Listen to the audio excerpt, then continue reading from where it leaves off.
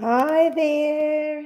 Hello there. It's another live with me, Sam. Another live to show I'm alive and not an artificial AI person speaking in an AI voice while you relax on your couch. No bots here. I'm so happy you are here with me, my sweet little darlings. I'm really, really happy. Got a lot of new subscribers after last week, and I love that. And you know what's really funny? Well, I'm going to talk tonight about what's too small for you, which is not funny. It's actually serious, but it could be funny. There might be funny things that happen in the course of this video. But what's really funny is that until last week, I had no idea how to read my comments. And that's true. And so I figured something out amazing last week, and that's how to read comments. So thank you also for all the wonderful comments and bearing with me. Anyhow, so too small for you. Who has heard the David White poem that goes, anything or anybody that does not bring you alive is too small for you? Have you heard that one before? It is a poem I love. And those are lines that I've read and I have shared with people many, many times. And I want to talk about too small for us tonight because I don't know about you, but the more and more we go full niche, full AI, all the social media, everything that's happening, it's like being enclosed in a smaller space, because you know what everybody wants you to do, regardless of whether you're a YouTube or content creator, they want you to get a niche and they want you to get smaller and smaller and smaller. And I don't know about you, but I'm not getting any smaller. I'm actually getting a lot bigger. And quite literally, I'm quite literally getting bigger. And also, check out the weaving. Going to do some weaving while we chat. And also, I hope, and it is my dedicated spiritual practice to actually becoming bigger, a bigger person. And so one of the things that I've noticed, and this has been true for me for a really long time, I was ordained as a minister a long time ago.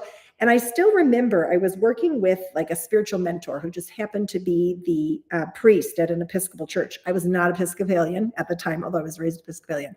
But anyway, I was talking to her and she said, parish ministry, which is what she was doing, like running a church, is the last stronghold of the generalist. And that was really interesting to me. Nobody had ever said anything like that to me before, and I'd never thought of myself as a generalist.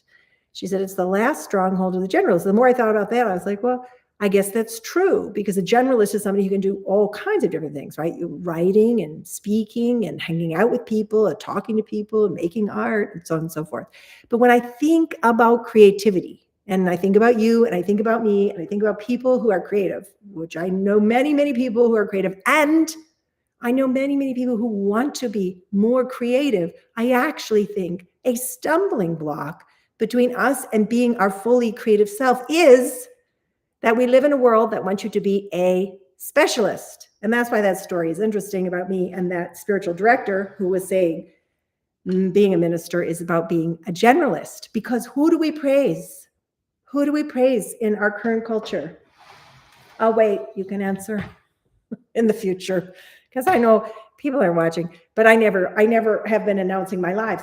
Okay, we praise the specialists. You probably go to like a specialist for whatever, your healthcare, your eyes or whatever. We praise the specialist. We don't praise the generalist.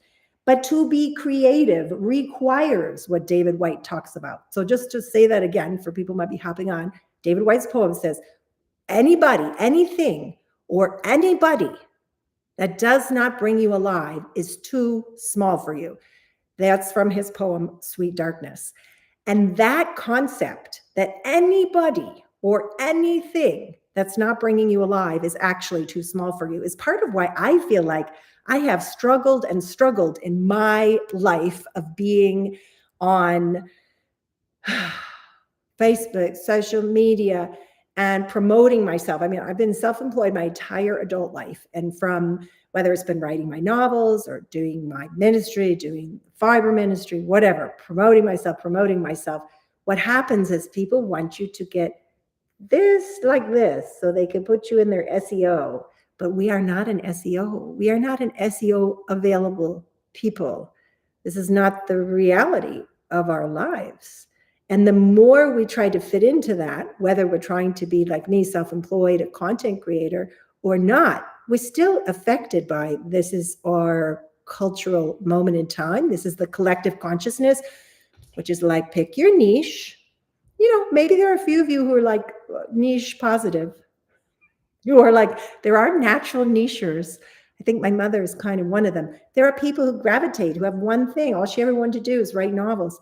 And she did, and she has, and she keeps doing it. She loves it. She's really happy, and she's written like almost 40 books.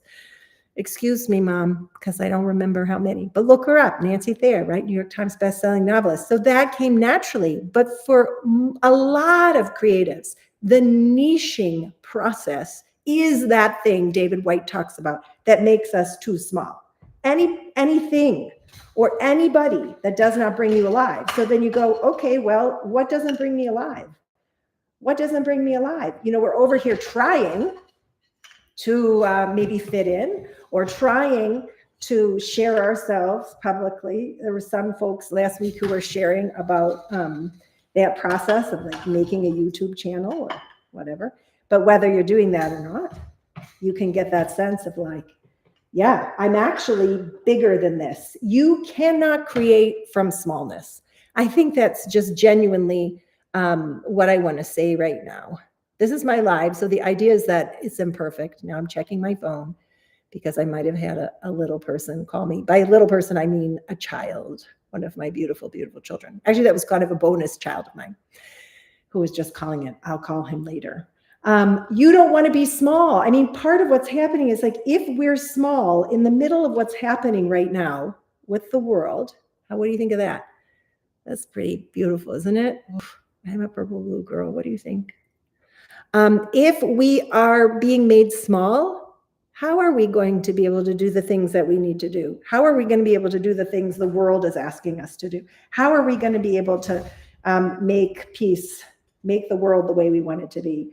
I'm just going to be really honest for a moment here because you might have a different experience, but I'm just going to be really honest and say that for me, the process of trying not to be a multi-passionate, that's the language, a multi-vocational person, a generalist or renaissance, whatever you call it, the process of trying not to be those things, multi-vocational, multi-passionate, has felt really small and made me feel really small inside of my life. And I'm curious if there's anybody out there who's felt anything similar, because the more I tried to fit myself into a nice little box where I could know what all my tags were on YouTube, or so that I could describe myself in a way that sort of made sense to other people, the smaller I felt inside of myself. So anything or anyone that does not bring you alive is too small for you.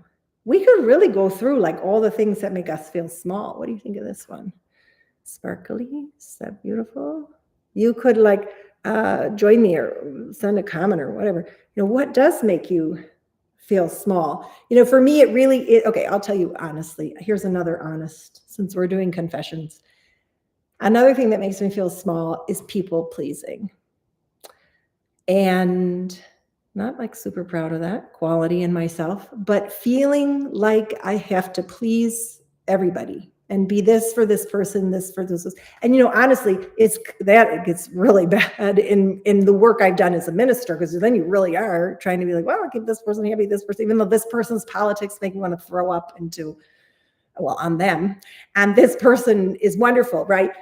That sense of having to please people or be nice is so corruptive for our creativity, because there's nothing that makes you feel smaller than that sense that you have to people please and make other people be satisfied with what you're doing. And artists and creators, that's 100% true when you're sitting down to make your work. And my mother has a line as a writer.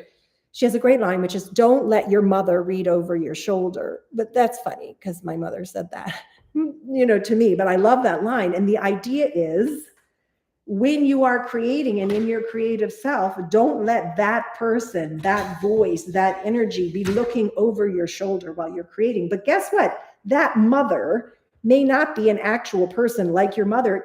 It could even be, I don't even mean your inner critic.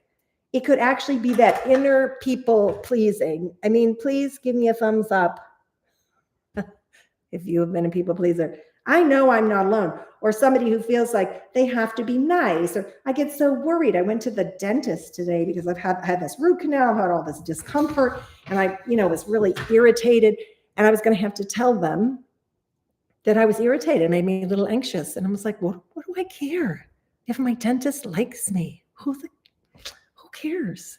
And that kind of attitude is a largeness in spirit. I'm not saying go in and be a jerk. I wasn't. I was actually very loving and kind because I have a very loving and kind dentist. But that's a smallness. If we're worrying, I have to be nice, I have to be pretty, I have to be kind, I have to be acceptable, this person needs to like my art, and and I have to niche and fit into all those little boxes. Boy, creativity killer, absolutely 100%. And it's not just that means you're not going to be creating what actually is your beautiful, authentic art. It also means we're not living in a way where we're living our beautiful, authentic self. And to the point of my last week live, if you didn't see it, best one ever. To the point of doing that live, it kills that part of us that really is in touch with source. And I talked about that a little bit last week. You can't be in touch with source if you're creating in order to impress somebody or even not disappoint somebody, all of those things, right? If I'm people pleasing in the way I'm creating or writing my novel, I can even write a novel to have it get sold. I mean, I sold a couple novels, and then I wrote a few more that didn't get sold that I was writing, hoping that they would get sold, and so on and so forth. And I hope that makes some kind of a sense. But honestly, I am what's it called? What's the external processor? I'm an external processor. And to continue true confessions from last week, it is true that I was a little girl before this kind of thing. No YouTube, but there were daytime talk shows and so on. And my best friend, Sears, and I, we would record ourselves, but we did not have a video camera. Couldn't afford a video camera. So we record ourselves on tapes, and we would do these talk shows. Well, I realize the truth about me now, which is that I learn a lot by talking. I learn a lot by talking to you. I learn a lot by saying things out loud. And ultimately, and here's some advice for people who are doing content creation, you know what? And I used to say this every time I get up and preach a sermon. I say, look, you are here, but this is for me. So if somebody else listens, that's great. But in the meantime, I'm listening to me. And that's who needs to listen to us. And it's great. If other people listen and they get something from it, that's wonderful. But that's the same thing with creativity. I am creating as a process that supports and heals. Other people love it. That's wonderful. In fact, I hope you love this. This is in the shop. This is my journey scarf. And it doesn't show. This is the thing. Colors and subtlety. Can you actually see? Well, when I get really close, can you actually see that purple, and there's actually color in here in this gray and white. And I made a gray and white, speaking of people pleasing, because I think actually people like gray and white and wear a lot of gray and white and black. And I'm always weaving full color. And I wanted to have a few pieces that would appeal. Anyway, that's in the shop. I'll put the link down below. And so anyway, back to the topic at hand.